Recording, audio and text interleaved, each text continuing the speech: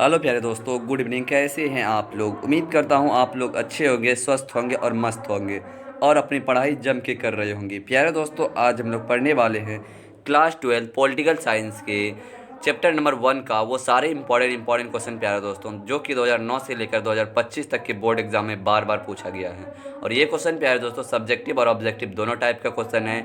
इसीलिए प्यारे दोस्तों आप वीडियो में बने रहिएगा अंत तक। तो चलिए आज का क्लास हम बिना टाइम वेस्ट किए डायरेक्ट दोस्तों क्वेश्चन नंबर 1 क्या बोल रहे हैं कि शीत युद्ध की शुरुआत किस घटना से मानी जाती है।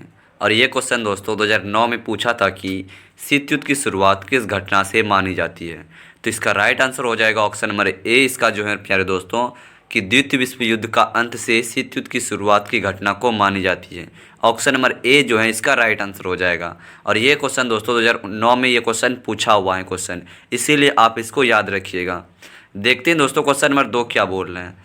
क्वेश्चन नंबर 2 बोल रहा है कि दोस्तों शीत युद्ध शब्द का प्रयोग सबसे पहले किसने किया था। तो दोस्तों शीत युद्ध शब्द का प्रयोग सबसे पहले किसने किया था। और ये क्वेश्चन दोस्तों 2011 और 2016 में ये क्वेश्चन पूछा था कि शीत युद्ध शब्द का प्रयोग सबसे पहले किसने किया था। तो इसका राइट आंसर हो जाएगा ऑप्शन नंबर ए। इसका राइट आंसर हो जाएगा वाल्टर लिपमैन ने किया था। किसने दोस्तों? वाल्टर लिपमैन ने। और ये क्वेश्चन दोस्तों 2011-2016 में पूछा हुआ क्वेश्चन है, इसीलिए आप इसको याद रखिएगा। तो क्वेश्चन नंबर 2 का ऑप्शन नंबर ए जो है इसका राइट आंसर हो जाएगा। आगे देखिए दोस्तों क्वेश्चन नंबर 3 क्या बोल रहे कि कोरिया युद्ध कब हुआ था। तो दोस्तों कोरिया का जो युद्ध है ये हुआ था 1950 से 53 में हुआ था। कब? 1950 में हुआ था, 50 से 53 में। और इसका right answer option number B हो जाएगा। और ये क्वेश्चन दोस्तों 2014 और 2018 में ये क्वेश्चन पूछा हुआ क्वेश्चन है। आगे देखिए दोस्तों क्वेश्चन नंबर 4 क्या बोल रहे कि सोवियत संघ ने अपने गुटों के लिए कौन सा गठन बनाया था। तो दोस्तों सोवियत संघ ने अपने गुटों के लिए कौन सा गठन बनाया था। और ये क्वेश्चन दोस्तों 2010 और 2018 में ये क्वेश्चन पूछा था कि सोवियत संघ ने अपने गुटों के लिए कौन सा गठन बनाया था। तो ये बनाया था दोस्तों वर्सा पैक्ट बनाया था। कब? वर्सा पैक्ट बनाया था। और कब बनाया था दोस्तों, इसका आंसर आप हमको कमेंट बॉक्स में बताइएगा कि वर्सा पैक्ट कब बना था। आगे देखिए दोस्तों क्वेश्चन नंबर 5 क्या बोल रहा है कि शीत युद्ध का सबसे बड़ा कारण क्या था। तो दोस्तों शीत युद्ध का सबसे बड़ा कारण क्या था? वैचारिक विरोध था। क्या था? वैचारिक विरोध था शीत युद्ध का सबसे बड़ा कारण। ऑप्शन नंबर बी जो है इसका राइट आंसर हो जाएगा वैचारिक विरोध। ऑप्शन नंबर बी जो है इसका राइट आंसर हो जाएगा। और ये क्वेश्चन दोस्तों 2012 में ये क्वेश्चन पूछा था कि शीत युद्ध का सबसे बड़ा कारण क्या हो जाएगा? वैचारिक विरोध। आगे देखिए दोस्तों क्वेश्चन नंबर 6 क्या बोल रहा है कि आयरन कार्टन क्या बोल रहा है? आयरन कार्टन का उल्लेख किसने किया था। तो दोस्तों आयरन कार्टन का उल्लेख किसने किया था? तो ये क्या था? चर्चिल ने किया था। किसने किया था दोस्तों? चर्चिल ने किया था। ऑप्शन नंबर बी जो है इसका राइट आंसर हो जाएगा चर्चिल। और ये क्वेश्चन दोस्तों 2013 और 2019 में ये क्वेश्चन पूछा था कि आयरन कार्टन का उल्लेख किसने किया था। ये चर्चिल ने किया था। आगे देखिए दोस्तों क्वेश्चन नंबर 7 क्या बोल रहे कि अमेरिका का क्या बोल रहा है? अमेरिका का पूंजीवादी गुट किन मूल्यों पर आधारित था। तो दोस्तों अमेरिका का पूंजीवादी गुट किन मूल्यों पर आधारित था। तो क्वेश्चन नंबर 7 का राइट आंसर हो जाएगा ऑप्शन नंबर बी दोस्तों स्वतंत्रता और पूंजीवादी पर आधारित था। किस पर? स्वतंत्रता और पूंजीवादी पर आधारित था। और ये क्वेश्चन दोस्तों 2011 में पूछा था कि अमेरिका का पूंजीवादी गुट किन मूल्यों पर आधारित था। स्वतंत्रता और पूंजीवादी पर आधारित था। ऑप्शन नंबर बी जो है इसका राइट आंसर हो जाएगा। आगे देखिए दोस्तों क्वेश्चन नंबर 8 क्या बोल रहे कि वर्सा पैक्ट की स्थापना कब हुई थी। तो दोस्तों वर्सा पैक्ट की स्थापना कब हुई थी। तो इसका आंसर हम ही बता देते हैं दोस्तों। वर्सा पैक्ट की स्थापना हुई थी 1955 में हुई थी। कब हुई थी? 1955 में वर्सा पैक्ट की स्थापना हुई थी। ऑप्शन नंबर सी जो है इसका राइट आंसर हो जाएगा। और ये क्वेश्चन दोस्तों 2009 और 2015 में ये क्वेश्चन पूछा हुआ क्वेश्चन है दोस्तों, इसीलिए आप इसको याद रखिएगा, ठीक है ना। आगे देखिए क्वेश्चन नंबर 9 क्या बोल रहे कि शीत युद्ध का सबसे खतरनाक का चरण कौन सा था। तो दोस्तों शीत युद्ध का सबसे खतरनाक चरण कौन सा था। क्वेश्चन नंबर 9 का राइट आंसर हो जाएगा प्यारे दोस्तों ऑप्शन नंबर सी जो है इसका राइट आंसर हो जाएगा क्यूबा मिसाइल संकट जो है शीत युद्ध का सबसे खतरनाक मंजर था। और ये क्वेश्चन दोस्तों 2014 में ये क्वेश्चन पूछा हुआ था कि शीत युद्ध का सबसे खतरनाक चरण कौन सा था।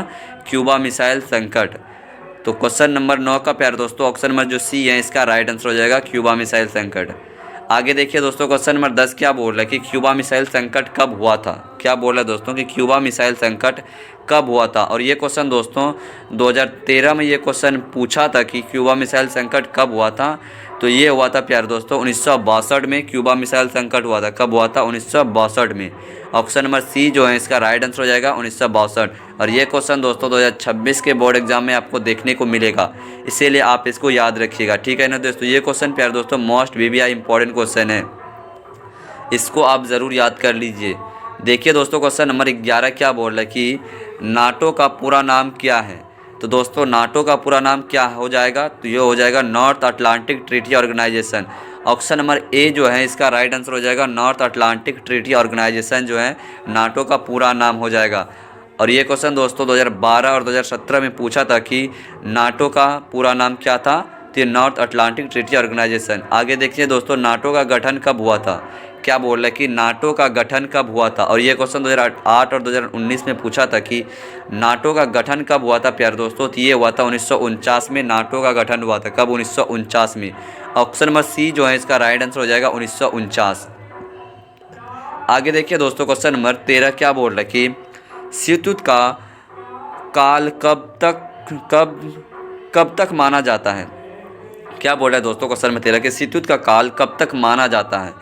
तो ऑप्शन नंबर इसका क्वेश्चन नंबर 13 का राइट आंसर हो जाएगा प्यारे दोस्तों ऑप्शन नंबर बी जो है इसका राइट आंसर हो जाएगा 1945 से लेकर 1991 तक शीतयुद्ध का काल माना जाता है। और ये क्वेश्चन 2011 में पूछा था कि शीतयुद्ध का काल कब से कब तक माना जाता है। तो ये 1945 से लेकर 1991 तक माना जाता है।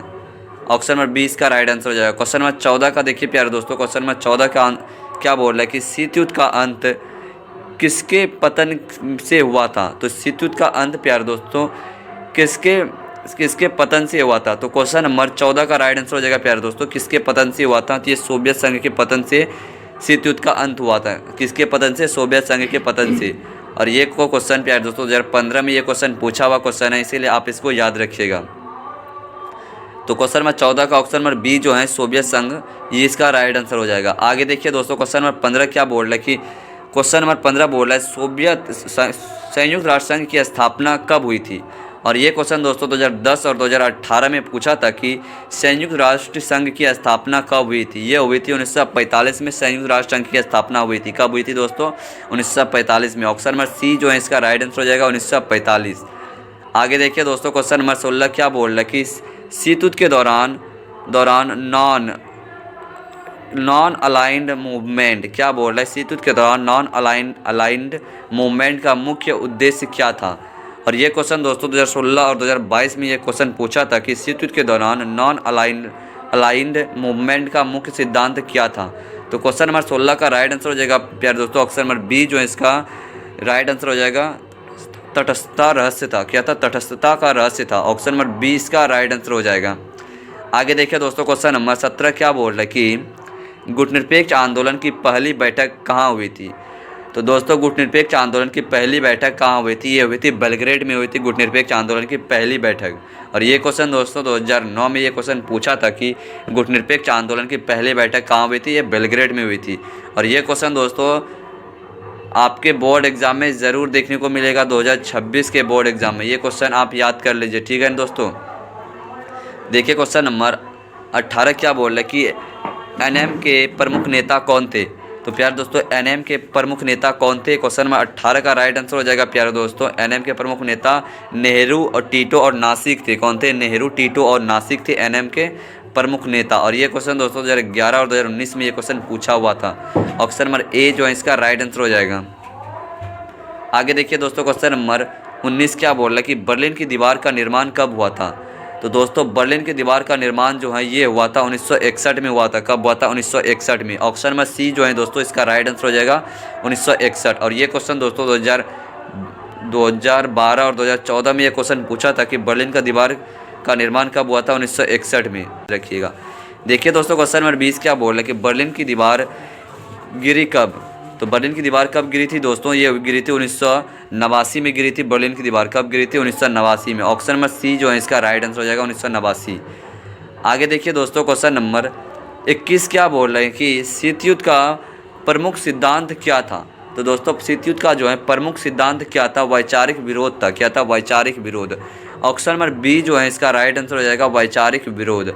और ये क्वेश्चन दोस्तों 2009 और 2015 में ये क्वेश्चन पूछा था कि शीत युद्ध का प्रमुख सिद्धांत क्या था? वैचारिक विरोध। आगे देखिए दोस्तों क्वेश्चन नंबर 22 क्या बोल रहा है? शीत युद्ध में अमेरिका का मुख्य प्रतिद्वंदी कौन था? तो दोस्तों शीत युद्ध में अमेरिका का प्रमुख प्रतिद्वंदी कौन था? और ये क्वेश्चन दोस्तों 2010 में पूछा था कि शीत युद्ध में अमेरिका का प्रमुख प्रतिद्वंदी कौन था? तो क्वेश्चन नंबर 22 का राइट आंसर हो जाएगा प्यारे दोस्तों कौन था प्रतिद्वंदी? तो ये था सोवियत संघ था। कौन था? सोवियत संघ। ऑप्शन नंबर सी जो है इसका राइट आंसर हो जाएगा सोवियत संघ। आगे देखिए दोस्तों क्वेश्चन नंबर 23 क्या बोल रहा है कि शीत युद्ध के दौरान कौन सा देश समाजवादी गुट में था? तो दोस्तों शीत युद्ध के दौरान कौन सा देश समाजवादी गुट में था? तो कौन सा था प्यारे दोस्तों? क्वेश्चन नंबर 23 का राइट आंसर हो जाएगा ऑप्शन नंबर बी पोलैंड था। कौन था? पोलैंड। ऑप्शन नंबर बी जो है इसका राइट आंसर हो जाएगा दोस्तों पोलैंड। और ये क्वेश्चन 2011 में पूछा था कि शीत युद्ध के दौरान कौन सा देश समाजवादी गुट में था? तो ये पोलैंड था दोस्तों, ये आप याद रखिएगा, ठीक है ना। देखिए क्वेश्चन नंबर 24 क्या बोल रहा है कि अमेरिका का मार्शल प्लान किससे संबंधित था? तो दोस्तों अमेरिका का मार्शल प्लान किससे संबंधित था? और ये क्वेश्चन दोस्तों 2009 और 2016 में पूछा था कि अमेरिका का मार्शल प्लान किससे संबंधित था? तो इसका राइट आंसर हो जाएगा ऑप्शन नंबर बी जो है इसका राइट आंसर हो जाएगा आर्थिक सहायता से था। किससे था दोस्तों? आर्थिक सहायता से। ऑप्शन नंबर बी जो है इसका राइट आंसर हो जाएगा आर्थिक सहायता। और ये क्वेश्चन दोस्तों 2026 के बोर्ड एग्जाम में आपको देखने को मिलेगा, इसीलिए आप इसको याद रख लीजिएगा। देखिए क्वेश्चन नंबर 25 क्या बोल रहा है कि ट्रूमैन क्या बोल रहा है? क्वेश्चन नंबर 25 की ट्रूमैन सिद्धांत का उद्देश्य क्या था? तो ट्रूमैन सिद्धांत का उद्देश्य क्या था प्यारे दोस्तों? साम्यवाद को रोकना। क्या था? साम्यवाद को रोकना, ये ट्रूमैन सिद्धांत का उल्लेख था। और ये क्वेश्चन 2012 और 2018 में ये क्वेश्चन पूछा हुआ क्वेश्चन है। देखिए दोस्तों क्वेश्चन नंबर 26 क्या बोल रहा है कि मार्शल प्लान कब शुरू हुआ था? तो दोस्तों क्वेश्चन नंबर 26 का राइट आंसर हो जाएगा ऑप्शन नंबर बी जो है 1947। इसका राइट आंसर हो जाएगा मार्शल प्लान कब शुरू हुआ था? 1947 में शुरू हुआ था। ऑप्शन नंबर बी जो है इसका राइट आंसर हो जाएगा दोस्तों। और ये क्वेश्चन 2013 में ये क्वेश्चन पूछा हुआ क्वेश्चन है, इसीलिए आप इसको याद रखिएगा। देखिए दोस्तों क्वेश्चन नंबर 27 क्या बोल रहा है कि शीत युद्ध का प्रभाव किस पर सबसे अधिक पड़ा था? तो दोस्तों शीत युद्ध का प्रभाव जो है ये किस पर सबसे अधिक पड़ा था? तो ये पड़ा था यूरोप पे सबसे अधिक पड़ा था। किस पर? यूरोप पे। ऑप्शन नंबर ए जो है इसका राइट आंसर हो जाएगा यूरोप। और ये क्वेश्चन 2014 में ये क्वेश्चन पूछा था कि शीत युद्ध का प्रभाव किस पर सबसे अधिक पड़ा था इन चारों में? तो ये यूरोप पे पड़ा था। किस पे? यूरोप पे। देखिए दोस्तों क्वेश्चन नंबर 28 क्या बोल रहा है कि साम्यवाद का संस्थापक कौन था? तो दोस्तों साम्यवाद का संस्थापक कार्ल मार्क्स था। कौन था? Karl Marx. Option number A जो है इसका राइट आंसर हो जाएगा कार्ल मार्क्स। और ये क्वेश्चन दोस्तों 2010 में ये क्वेश्चन पूछा हुआ क्वेश्चन है, इसीलिए आप इसको याद रखिएगा। ऑप्शन नंबर ए जो इसका राइट आंसर हो जाएगा कार्ल मार्क्स। आगे देखिए दोस्तों क्वेश्चन नंबर 29 क्या बोल रहा है कि अमेरिका का शत्रु देश कौन था? तो दोस्तों अमेरिका का शत्रु देश कौन था? तो ये सोवियत संघ था। कौन था? सोवियत संघ। ऑप्शन नंबर बी जो है इसका राइट आंसर हो जाएगा सोवियत संघ। आगे देखिए दोस्तों क्वेश्चन नंबर 30 क्या बोल रहा है कि शीत युद्ध के दौरान हॉट वार किसे कहा गया? तो शीत युद्ध के दौरान हॉट वार किसे कहा गया दोस्तों? तो ये क्या आ गया? कोरिया युद्ध को हॉट वार कहा गया। किसको? कोरिया युद्ध को। ऑप्शन नंबर ए जो है इसका राइट आंसर हो जाएगा कोरिया युद्ध। और ये क्वेश्चन 2015 और 2020 में ये क्वेश्चन पूछा हुआ है क्वेश्चन। तो ये था प्यारे दोस्तों ऑब्जेक्टिव का क्वेश्चन हमने देख लिए हैं। अब चलिए हम लोग इसी चैप्टर का वो सारे इंपॉर्टेंट सब्जेक्टिव क्वेश्चन देखेंगे जो कि 2009 से 2025 तक के बोर्ड एग्जाम में पूछा गया। वो भी लॉन्ग क्वेश्चन में जो क्वेश्चन पूछा है दोस्तों उसी सारे क्वेश्चन को हम लोग पहले कवर करेंगे, ठीक है ना। तो चलिए उसको शुरू करते हैं। तो देखिए दोस्तों क्वेश्चन नंबर 1 क्या बोल रहा है कि शीत युद्ध यानी कि कोल्ड वॉर क्या था? क्या बोल रहा है कि शीत युद्ध क्या था, इसके प्रमुख कारण बताइए। और ये क्वेश्चन दोस्तों 2018 और 2015 में ये क्वेश्चन पूछा था कि शीत युद्ध क्या था, इसके प्रमुख कारण बताइए। आइए इसका आंसर देखते हैं दोस्तों। शीत युद्ध द्वितीय विश्व युद्ध के बाद अमेरिका और सोवियत संघ यानी कि यूएसएसआर के बीच वैचारिक, राजनीतिक और आर्थिक सैन्य प्रतिस्पर्धा का एक दौर था। क्या था? शीत युद्ध द्वितीय विश्व युद्ध के बाद प्यारे दोस्तों द्वितीय विश्व युद्ध कब से कब तक चला था उसका आंसर कमेंट बॉक्स में बताइएगा, ठीक है ना। शीत युद्ध द्वितीय विश्व युद्ध के बाद अमेरिका और सोवियत संघ यूएसएसआर के बीच वैचारिक, राजनीतिक और आर्थिक सैन्य प्रतिस्पर्धा का एक दौर था। यह युद्ध बिना हथियारों में हुआ। क्या हुआ? शीत युद्ध बिना हथियारों के हुआ, लेकिन पूरी दुनिया को 2 भागों में बांट दिया। आइए देखते हैं प्रमुख कारण इसका क्या था। पूंजीवादी और समाजवादी के विचारधाराओं में टकराव। इसका टकराव था पूंजीवादी और समाजवादी विचारधाराओं में टकराव। दूसरा पॉइंट है अमेरिका और यूएसएसआर की भक्ति संघर्ष की नीति। तीसरा है परमाणु हथियारों की होड़। और चौथा है प्यारे दोस्तों दूसरे देशों का प्रभाव जमाने की। तो ये था प्यारे दोस्तों क्वेश्चन नंबर 1 का राइट आंसर, जो कि है शीत युद्ध यानी कि कोल्ड वॉर क्या था और इसके प्रमुख कारण क्या था। तो ये था प्यारे दोस्तों इसका प्रमुख कारण, जो कि 4 पॉइंट में हमने बता दिए हैं। आई होप आप इस क्वेश्चन को याद रखिएगा, ठीक है ना। देखिए क्वेश्चन नंबर 2 क्या बोल रहा है कि शीत युद्ध के दौरान बनी 2 प्रमुख सैन्य संधियाँ। क्या बोल रहा है, शीत युद्ध के दौरान बनी 2 प्रमुख सैन्य संधियाँ कौन सी थी, उनके उद्देश्य बताइए। तो शीत युद्ध के दौरान जो बनी थी प्यारे दोस्तों 2 संधियाँ, वो कौन सी थी वो पूछ रहा है, और उनके उद्देश्य क्या थे वो देखते हैं। पहला था शीत युद्ध के दौरान 2 सैन्य गुट बने थे। पहला था नाटो, यानी कि जिसको हम बोलते हैं नॉर्थ अटलांटिक ट्रीटी ऑर्गेनाइजेशन जिसको हम बोलते हैं, और इसका स्थापना हुआ था 1949 में अमेरिका और उसके सहयोगी देश ने बनाई। और दूसरा था वर्सा पैक्ट, जो कि 1955 में सोवियत संघ और उसके समर्थक देशों ने बनाई थी। और इसका उद्देश्य देखते हैं क्या थे।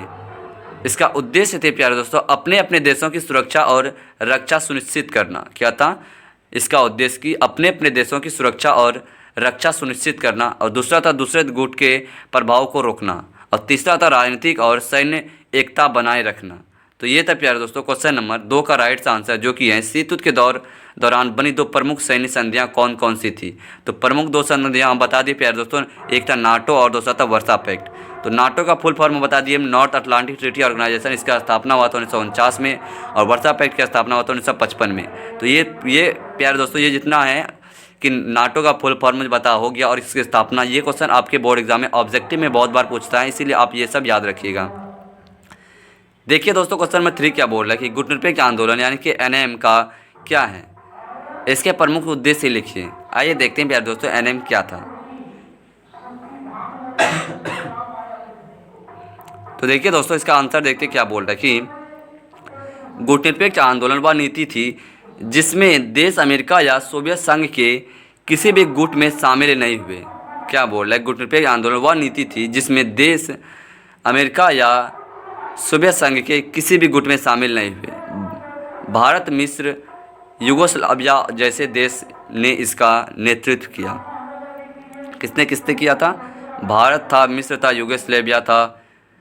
युगोस्लाविया देशों ने इसका नेतृत्व किया। इसका मुख्य उद्देश्य विश्व शांति बनाए रखना था। इसका मुख्य उद्देश्य गुटनिरपेक्ष का क्या उद्देश्य था कि विश्व शांति बनाए रखना, स्वतंत्र विदेशी नीति अपनाना, समाजवाद और उपनिवेशकवाद का विरोध करना। तीसरा था विकासशील देशों के बीच एकता बढ़ाना, परमाणु हथियारों के प्रयोग का विरोध करना। तो ये था प्यारे दोस्तों गुटनिरपेक्ष आंदोलन यानी एनएम क्या है वो बता दिया, और इसके प्रमुख उद्देश्य क्या थे वो भी बता दिए। तो ये था प्यारे दोस्तों क्वेश्चन नंबर 3 का आंसर भी कंप्लीट हो गया। देखते क्वेश्चन नंबर 4 क्या बोल रहे हैं। क्वेश्चन नंबर 4 बोल रहा है कि भारत की विदेशी नीति यानी कि शीत युद्ध के दौरान कैसी थी। तो प्यारे दोस्तों भारत की विदेशी नीति शीत युद्ध के दौरान कैसी थी, और ये क्वेश्चन 2016 और 2012 में पूछा था कि भारत की विदेशी नीति शीत युद्ध के दौरान कैसी थी। तो आइए देखते हैं प्यारे दोस्तों, भारत ने शीत युद्ध के समय गुटनिरपेक्षता नीति अपनाई। ना तो वह अमेरिका के गुट में गया और ना ही सोवियत गुट में। भारत ने स्वतंत्र और संतुलित नीति अपनाई। क्या बोल रहा है कि भारत ने शीत युद्ध के समय गुटनिरपेक्षता की नीति अपनाई। ना तो वह अमेरिका के गुट में गया और ना ही सोवियत के गुट में। भारत ने स्वतंत्र और संतुलित नीति अपनाई। प्रमुख विशेषता इसका क्या था, गुटनिरपेक्ष का पालन, विश्व शांति और सह अस्तित्व पर जोर, विकासशील देश की एकता में भागीदारी, और था यूएनओ